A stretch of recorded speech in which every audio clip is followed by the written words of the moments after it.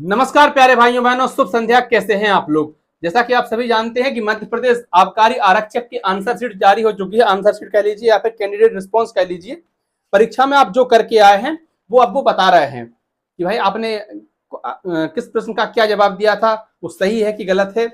अगर आपको किसी प्रश्न पर आपत्ति है तो आप चाहें तो उस पर आपत्ति दर्ज करा सकते हैं ताकि उसकी जांच हो सके। कैसे जांच करनी है इसको देखते हैं। तो देखिए, सबसे पहले आप ईएसबी के पोर्टल पर जाएंगे। उसके बाद आपने कोई भी भाषा जो आप चाहें वो सिलेक्ट कर सकते हैं। इस पर देखिए, online question answer objection excise constable direct and backlog requirement test 2024। आमतौर पर आंसर शीट आने में लगभग 2-3 दिन का समय लग जाता है, लेकिन इस बार तो कल परीक्षा समाप्त हुई, आज आंसर शीट आ गई। अब ये देखिए कब तक।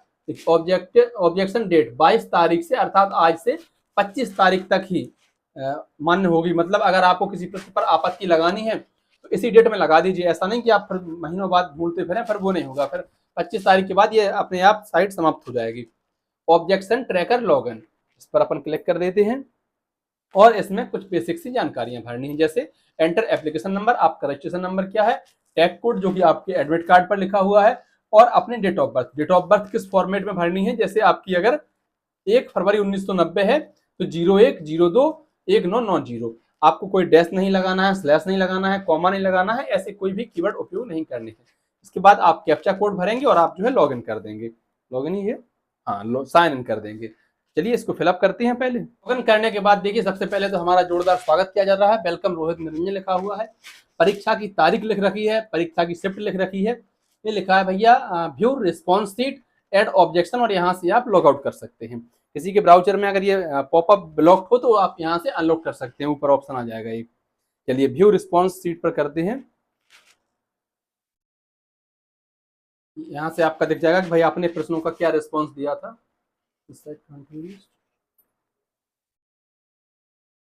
संभवतः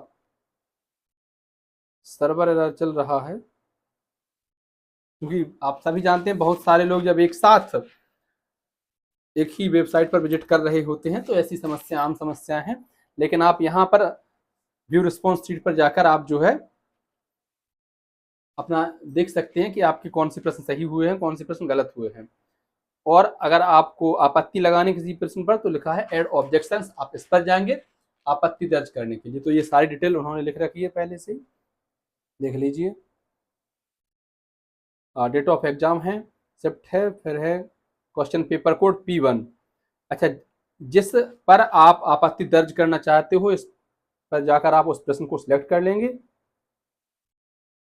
ये सारे आपके ही शिफ्ट के क्वेश्चन कोड हैं, क्वेश्चन आईडी है। आपने कोई भी क्वेश्चन आईडी सिलेक्ट कर ली है। उसके बाद जो है आप क्या दिक्कत है उसमें, इनकरेक्ट है कि more than one correct option, मतलब प्रश्न गलत है या प्रश्न का क्रम गलत है, एक से ज्यादा ऑप्शन सही है, none of the question are correct, कोई भी ऑप्शन सही नहीं है। Discrepancy between the English and Hindi translation of question, अंग्रेजी और हिंदी के अनुवाद में दिक्कत आ रही है, leading to different meanings and no definitive correct answer. ठीक है, मतलब दोनों की मीनिंग में गलती आ रही है और सही आंसर आप करेक्ट डिफाइन नहीं कर पा रहे हैं। प्रिंटिंग एरर्स, कोई छपने में दिक्कत हो गई हो, तो ऐसी अगर कोई भी दिक्कत आपको हो रही हो तो आप उस पर सिलेक्ट कर सकते हैं। उसके बाद आपने सेलेक्ट कर लेनी है आपकी ऑप्शन आईडी। भाई 4 ऑप्शन उसके दे रखे हैं, कौन सी आपको ऑप्शन आईडी में दिक्कत है, क्या ऑप्शन दिक्कत है, कौन सा आपने लगाया था, कौन सा, मतलब वो चीजें। और आप यहाँ पर टिप्पणी लिख सकते हैं मैक्सिमम 150 अक्षरों में। टिप्पणी का मतलब होता है कि भाई आपको क्यों दिक्कत है, क्या ऐसा आपको लग रहा है। अगर आपके पास कोई साक्ष्य, जैसे मान लो जीके का कोई प्रश्न आया, जैसे कोई भी प्रश्न आता है, जैसे मेरी परीक्षा में प्रश्न आया था कि मंदसौर किस नदी के तट पर है, तो मैंने शिवना ऑप्शन उसको आया था, शिवना ही सही है। अब मुझे अगर आपत्ति हो, मैं कहूँ कि कोई और तट पर है, तो वो आप उस तरह से आप लिख सकते हैं और मेरे पास इस बात का सबूत है कि देखिए इसके हिसाब से। तो ये जरूरी नहीं है, अगर हो तो। इसके बाद देखिए एड ऑब्जेक्शन, आप एक से ज्यादा पर चाहें तो भी आप ऑब्जेक्शन लगा सकते हैं। क्लिक टू पे ऑनलाइन, जब आप पेमेंट करने पर जाएंगे एड ऑब्जेक्शन कर देंगे। संक्षिप्त टिप्पणी कुछ ना कुछ लिखनी पड़ेगी भाई, है ना। चलिए ये लिख गई है, एड ऑब्जेक्शन कर दिया है। अब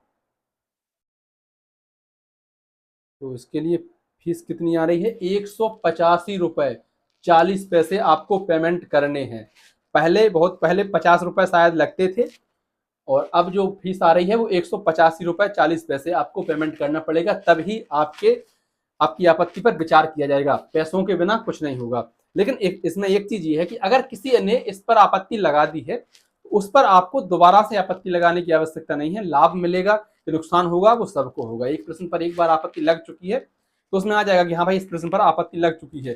अच्छा, पहले के में यही सिस्टम था, एक पर लग गई आपत्ति, उस पर दोबारा लगेगी नहीं।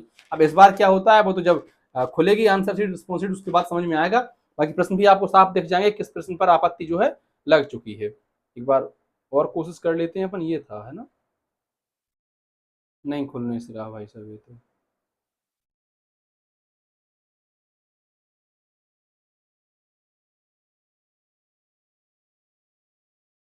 माफी चाहेंगे इसके लिए, अब वो सर्वर ही नहीं चल रहा है, तो वो तो संभवतः आपके फोन में भी नहीं खुल रहा होगा। लेकिन अगर आपने किसी ने देख लिया हो तो आप बताइएगा क्या आपको सही लगा, उसमें कहाँ कहाँ आपकी गलती हुई, क्योंकि बहुत सारी गलतियां तो हम ऐसी कर देते हैं जो हमें बहुत अच्छे से प्रश्न आ जाते हैं, बावजूद इसके वो गलत हो जाते हैं। फिर हम कहते हैं यार इतने नंबर कम कैसे आए, हमारे तो इससे ज़्यादा आने चाहिए थे। बेसिक बुनियादी गलतियां हम कर जाते हैं। धन्यवाद प्यारे भाइयों बहनों, शुभ रात्रि। वीडियो आपको अच्छी लगी हो, जानकारी आपको पसंद आई हो तो वीडियो को लाइक कर दें, अन्य साथियों तक साझा कर दें, चैनल पर नए हो सब्सक्राइब कर दें। आभार।